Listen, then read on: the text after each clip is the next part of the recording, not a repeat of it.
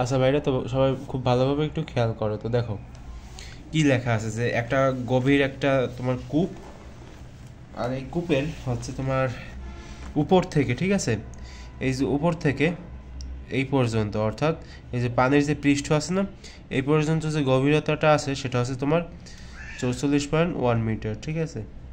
এটা হচ্ছে আমাদের এইচ। তো সেটা আর কি এখানে দেওয়া হয় নাই, আমি সেজন্য একটু দুঃখিত আর কি, সেটা একটু লাস্টে অ্যাড করা উচিত ছিল।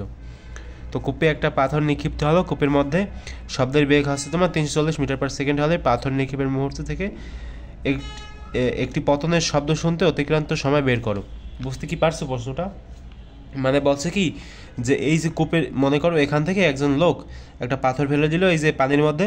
তো এই যে পাথরটা যে ফেলছে, ঠিক আছে, কূপের মধ্যে ফেলছে, তো ফেলার পরে এখানে মানে পানিতে যখন আঘাত লাগবে এই যে পাথর দিয়ে, ঠিক আছে, তখন একটা শব্দ যাবে না উপরে, তখন কিন্তু একটা শব্দের সৃষ্টি হবে। তো সেই শব্দটা শুনতে কত সময় মানে কত সময় লাগবে, পাথরটা যেই মুহূর্তে ফেলবে সেই মুহূর্ত থেকে পাথরটা এখানে আসবে, জলের একটা শব্দ হবে, সেই শব্দটা আবার উপরে যাবে।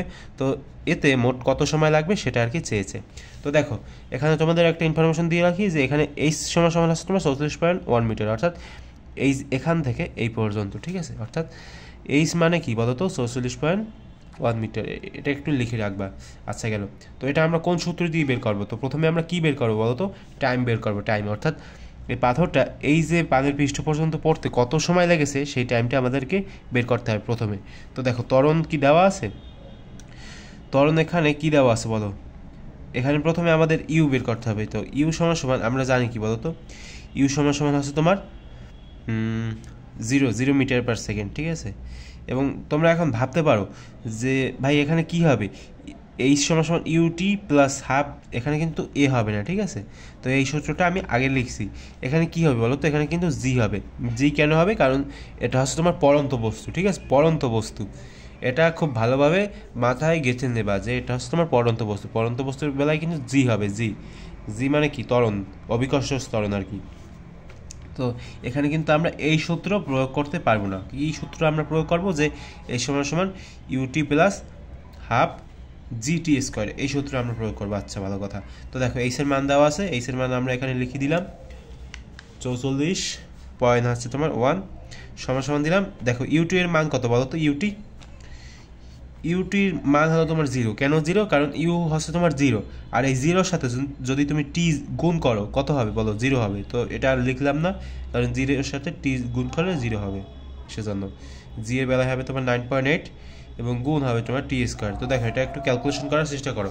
তো আমি যদি ক্যালকুলেটর দিয়ে, একটু ওয়েট করো, আমি একটু ক্যালকুলেটরটা বের করতেছি। একটা জিনিস দেখো, এই যে জিনিসটা না, এই যে ম্যাথটা না, একবার এক ক্লিকে বের করে ফেলবো। কীভাবে দেখবা? এই যে দেখো, যাদের কাছে এই ক্যালকুলেটার আছে তারা তো খুব ভালোভাবেই বের করতে পারবা। ইকুয়েশনে যাবা, ইকুয়েশনে যাওয়ার পরে সলভারে যাবা। তো গেলাম, এখন কি করতে পারি? এখন এখানে লিখবা 44.1 সমান সমান দেবা, শিফট প্রেস করে এরপরে সমান সমান প্রেস করবা, এরপর হচ্ছে তোমার ভগ্নাংশ 1/2। দেখো এগুলো কিন্তু খুবই ইজি, এগুলো কিন্তু অনেক কঠিন না। 9.8 গুণ হচ্ছে তোমার টি এর জায়গায় এক্স ধরে নেবা আর কি, এই যে টি না, টি এর জায়গায় এক্স ধরে নেবা। তো শিফটে প্রেস করার দরকার নেই, তোমরা কি করবা, এই যে এক্সে প্রেস করবা তাহলেই হবে। এক্সের উপর স্কোয়ার দাও। দেখো এখন সমান সমান দিলে কত আসে? উত্তর আসবে তোমার 3। তার মানে কি, আমার টি এর মান কত? 3। শোনো, এটা কিন্তু হচ্ছে আমি খুব তাড়াতাড়ি বের করে ফেললাম, ঠিক আছে, যে টি এর মান হচ্ছে আমার 3 সেকেন্ড। 3 কি বলো তো? 3 সেকেন্ড। এগুলো তোমরা ক্যালকুলেশন করে বের করতে পারবে। এই যে 2-এর সাথে 44 গুণ করবা, এরপরে 9.8 উপরে যাবে, এরপর বর্গ করবা, এইসব হাবিজাবি করে এরপর তোমরা বের করতে পারবে। আচ্ছা, তো ক্যালকুলেটর দিয়ে এক লিখে আমি বের করে দেখালাম, ঠিক আছে।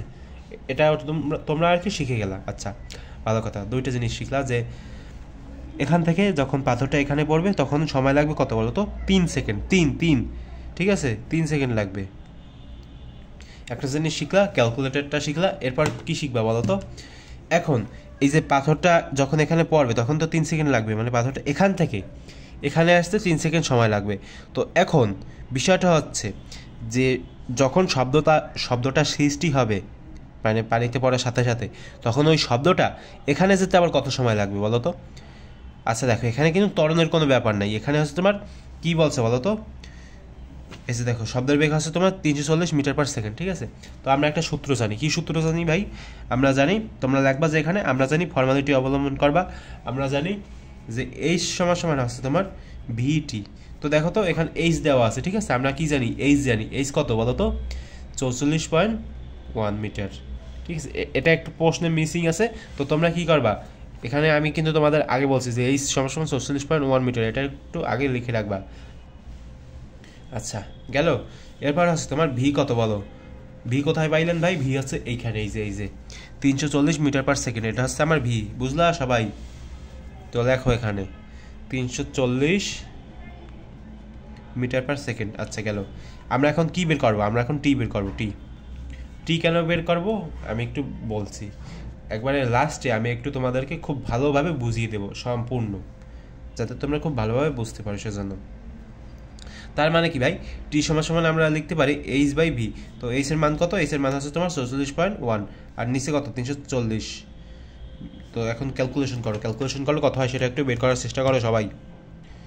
যত প্র্যাকটিস করবো তত ভালো বুঝতে পারবা, প্র্যাকটিস ছাড়া কোনো গতি নেই। আমি কি শুধু শিখছি? আমি হচ্ছে প্র্যাকটিস করে শিখছি, তোমরা প্র্যাকটিস করে শিখবা। 0.129 মিটার, 0.1 সরি, এটা হবে 0.129 সেকেন্ড, ঠিক আছে। তো এখন কি করবা? এখন হচ্ছে তুমি মানে টি আর কি যোগ করবা, যে T1 এটাকে ধরে নাও, এটা হচ্ছে তোমার T1 আর এটা হচ্ছে তোমার T2, ঠিক আছে।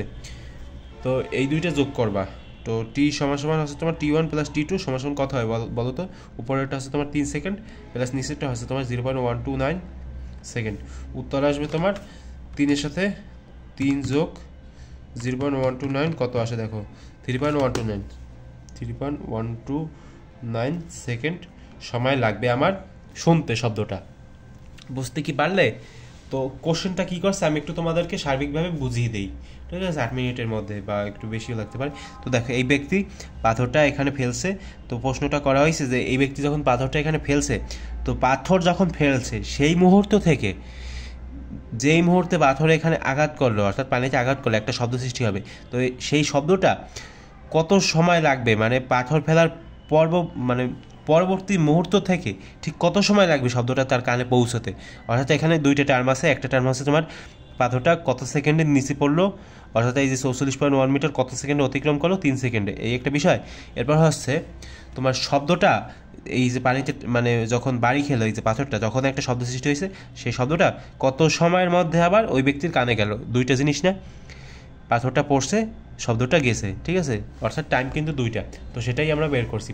এখন এখানে বের করছি আমরা, এখানে যেহেতু আদিবেগের একটা বিষয় ছিল, ত্বরণের একটা বিষয় ছিল, সেজন্য আমরা এই সূত্র প্রয়োগ করছি। এরপরে নিচে দেখো, নিচে আছে তোমার সমবেগের সূত্র, ঠিক আছে, যে এইচ সমান ভিটি। তো এই সমান ভিটি দিয়ে আমরা হচ্ছে তোমার টি বের করলাম, এরপর হচ্ছে তোমার T1 T2 যোগ করলাম। তো এত সেকেন্ড আমার লেগেছিল, বুঝলে সবাই বন্ধুরা? দেখা হবে পরবর্তী ভিডিওতে, ঠিক আছে।